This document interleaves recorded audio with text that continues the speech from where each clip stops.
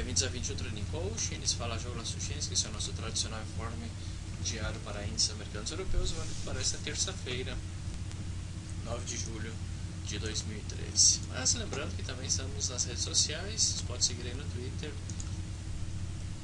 @21tc Brasil, e aqui é onde nós estaremos interatuando com vocês, inclusive em tempo real durante a nossa sala de treino, nosso treino gratuitamente.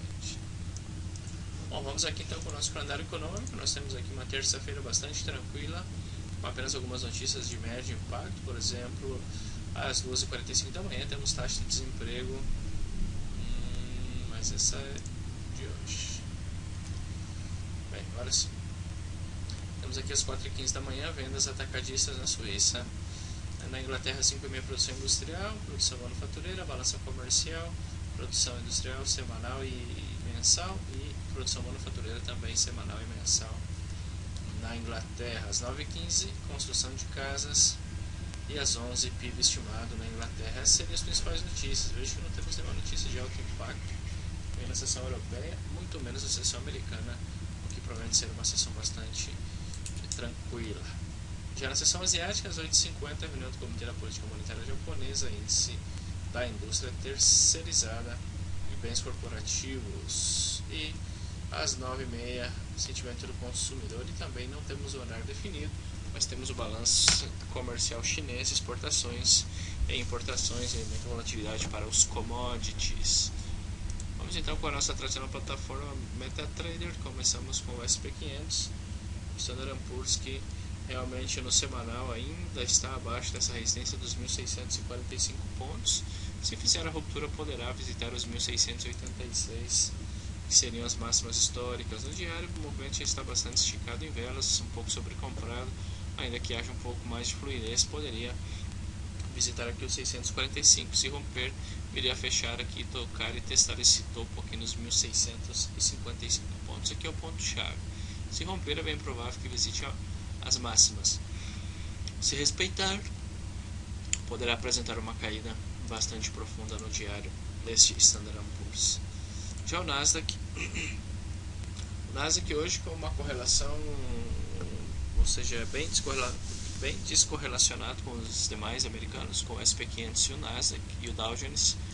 Vejam que o Nasdaq apresentando uma sessão bastante volátil, fechou a sessão no doji, possível LH, possível lower high, possível máximo menor em 4 horas, o que poderia acarretar uma possível venda abaixo das 3.200 períodos neste Nasdaq. No semanal ainda é um possível LH, um possível lower high, ainda que a correção seja profunda.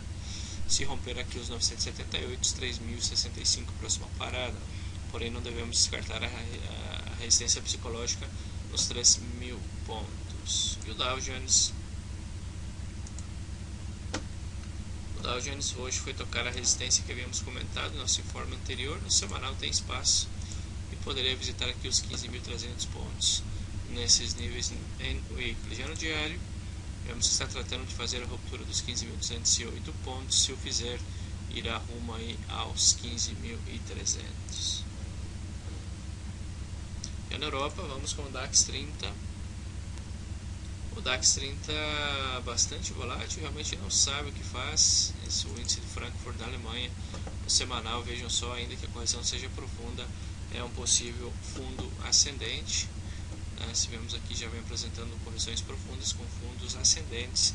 Veremos respeitando essa diretriz altista terciária, porém para confirmar algum movimento altista, esperando a ruptura dos 8.067 pontos. Em caso que o faça,